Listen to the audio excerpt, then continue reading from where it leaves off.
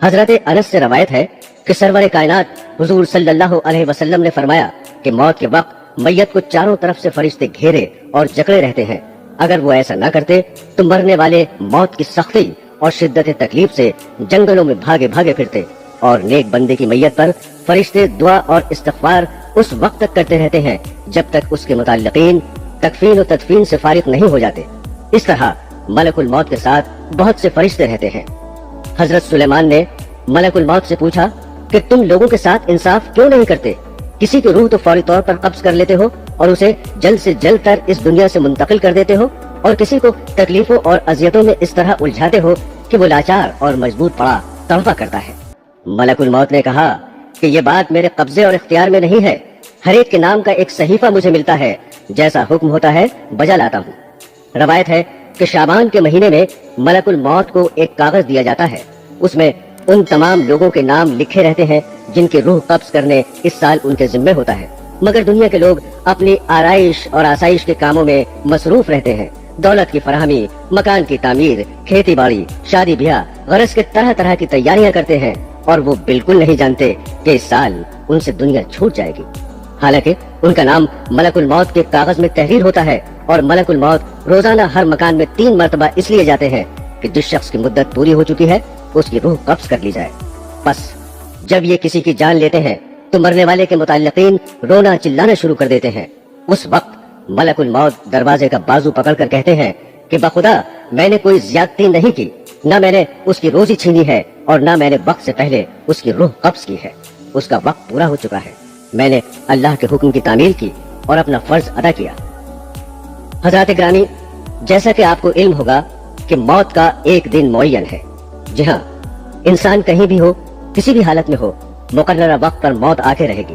किसी सूरत में मौत से मफर नहीं, और ना कोई तदबीर कारगर होगी, ना कोई ताकत रोक सकेगी, और ना एक मिनट कमोबेश हो सकेगा। कुल्लु नफ्सिन ज़ायक़तुल मौत, हर नफस को मौत का मजा चखना है। एक बादशाह ज़रबफ्त फाखरा और कीमती मलबूस में एक उम्दा और आलीशान घोड़े पर सवार होकर एक लश्कर अजीम के साथ बड़े गुरूर से निकला।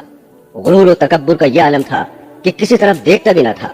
मलकुल मौत एक फकीर की सूरत में फटे पुराने कपड़े पहने हुए नमूदार हुए और आकर सलाम किया। उस मगरूर बादशाह ने जवाब भी न दिया। मलकुल मौत ने उसके घोड़े की बाग पकड़ ली। उसने कहा, हट जा, मेरी राह में मुखिल न हो। मलकुल मौत ने कहा, ए बादशाह, मुझे तो तुझसे कुछ कहना है। उसने कहा, ठहर जा, मुझे घोड़े से उतरने दे, फिर जो बात होगी बयान करना। मलकुल मौत ने कहा, नहीं, मैं तो अभी कहूँगा। बादशाह ने झुककर कहा, अच्छा कहो। फकीर ने चुपके से उसके कान में कह दिया कि मैं मलकुल मौत हूँ और इसलिए आया हूँ कि इसी वक्त तेरी रूह कब्ज करूँ। ये सुनकर बादशाह का रंग मुतगय्यर हो गया और जबान गुंग हो गई। मुश्किल से बोला कि मुझे इतनी मोहलत दो कि घर जाकर अपने फर्जंद से मिल लूं। कहा, हरगिज नहीं। उसी वक्त उसकी रूह निकाल ली और वो घोड़े से गिर गया।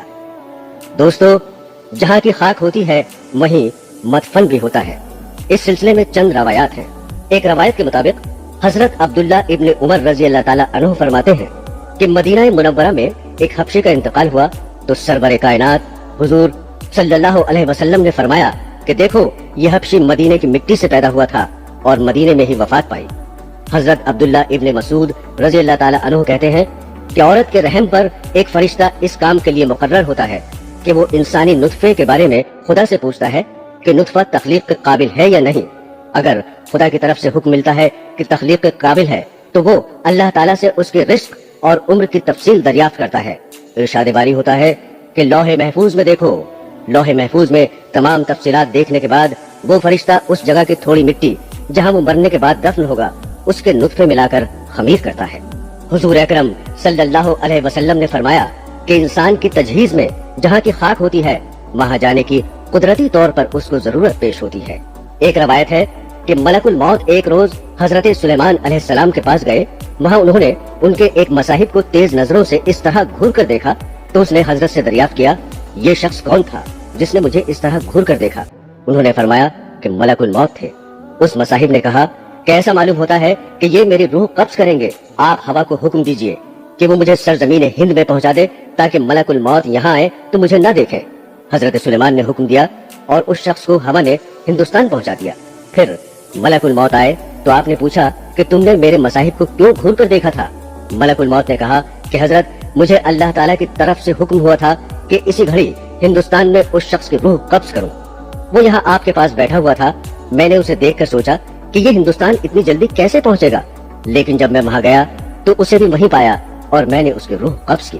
حضرات گرامی، بعض اوقات ایسا ہوتا ہے کہ انسان کی وفات کہیں ہوتی ہے اور کسی دوسرے مقام پر دفن ہوتا ہے، مگر جہاں کی مٹی ہوگی وہیں دفن ہوگا۔ مثلاً اس دور کا ایک مشہور واقعہ یہی سمجھنے کے لیے کافی ہے کہ رئیس الاحرار حضرت مولانا محمد علی رحمۃ اللہ علیہ کی وفات لندن میں واقع ہوئی اور آپ بیت المقدس میں مدفون ہوئے۔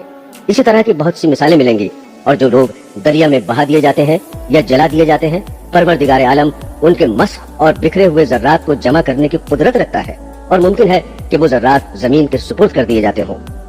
حضرات گرامی، جاں کنی کی تکلیف اور اذیت انسان اپنی آنکھوں سے دیکھتا ہے کہ مرنے والا کتنی سختیوں میں مبتلا رہتا ہے، پھر بھی لوگ غفلت میں پڑے رہتے ہیں۔ اگر ذرا بھی سمجھ سے کام لے تو یہی ان کی عبرت کے لیے کافی ہے۔ علماء ربانی اس بات پر متفق ہیں کہ جاں کنی سے زیادہ سنگین کوئی درد نہیں ہے۔ اگر انسان کے جسم کے ٹکڑے کر دیے جائے پھر بھی سکرات موت کی اذیت اور تکلیف کے سامنے ہیچ ہے۔ شداد ابن اوس سے روایت ہے کہ اگر کوئی شخص آرے سے چیرا جائے یا دیگ میں بند کر کے پکایا جائے، جاں کنی میں اس سے بھی زیادہ تکلیف ہوتی ہے۔ ایک اور روایت ہے کہ کسی نے رسول کریم صلی اللہ علیہ وسلم سے سوال کیا کہ سکرات موت کی تکلیف کیسی ہوتی ہے؟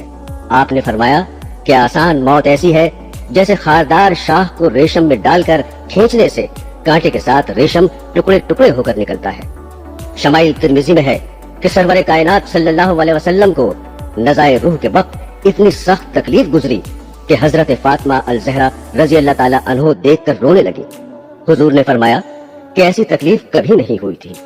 رسول اللہ صلی اللہ علیہ وسلم جاں کنی کے وقت فرماتے تھے، اے اللہ تو محمد پر سکرات موت کو آسان کر دے۔